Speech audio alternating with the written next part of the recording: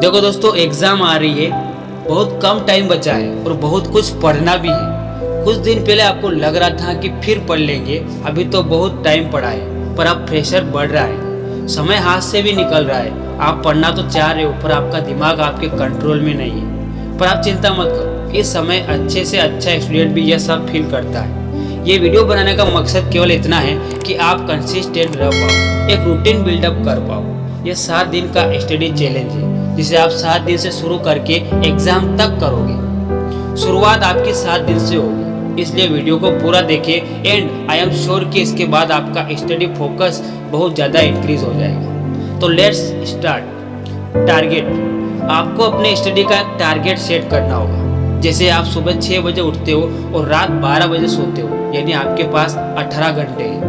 इन 18 घंटों में केवल आपको 6 घंटा पढ़ना है और ये 6 घंटों की पढ़ाई 10 घंटों की पढ़ाई पर भारी होगी। पर शर्त यह है कि 6 घंटों की पढ़ाई के बीच में अदर एक्टिविटी नहीं करनी है। बहुत सारे स्टूडेंट इसलिए तो अपने गोल अचीव नहीं कर पाते हैं क्योंकि वह अपने स्टडी के टाइम में, मेहनत के टाइम के बीच में अदर एक्टिविटी करते हैं और उनका फोकस उन पर बन भी नहीं पाता है। अब आपको इन 6 घंटों की पढ़ाई को डिवाइड करना है 2-2 घंटों में, अपने डेली कामों के हिसाब से।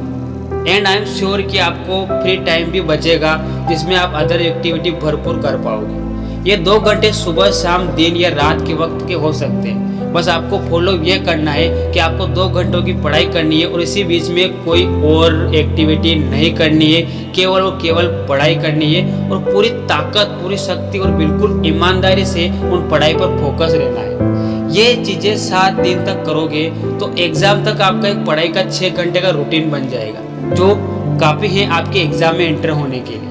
और उन 2 घंटों में एक टारगेट होना चाहिए कि मैं सुबह के 2 घंटों में यह चैप्टर क्लियर करूंगा, दोपहर के 2 घंटों में इन सब्जेक्टों को पढ़ूंगा और रात के 2 घंटों में इन सब्जेक्ट का रिवीजन करूंगा। अगला पॉइंट है ट्रैक योर प्रोग्रेस। आपको अपनी एक कॉपी में हर दिन की प्रोग्रेस रिपोर्ट बनानी है। ये काम आपको एग्जाम तक करना है। अब इस प्रोग्रेस रिपोर्ट में क्या करना है, आपको प्रोग्रेस रिपोर्ट में लिखना है कि मैंने आज किन चैप्टर को पढ़ा है और कितना चैप्टर बाकी है, किन सब्जेक्ट को पढ़ा है और सब्जेक्ट के कितने और चैप्टर बाकी है। जैसा कि मैंने आपसे कहा है कि 6 घंटे का टारगेट लेना है, उसी 6 घंटों की प्रोग्रेस रिपोर्ट आपको ये बनानी है। इससे आपको ये पता चलेगा कि आपकी स्पीड कितनी है और आपको 6 घंटों में कितना और स्पीड से पढ़ना है। और आपको ये भी पता चलेगा कि आपने 4 दिन में या फिर 1 सप्ताह में कितना कुछ कवर भी कर लिया है। इससे आपका आत्मविश्वास भी बढ़ेगा। तो दोस्तों, मैं आशा करता हूं कि आपको से टॉपिक समझ में आ गए होंगे। तो मैं राजदीप अलविदा लेता हूं, मिलूंगा आपसे अगली वीडियो में। तब तक के लिए धन्यवाद।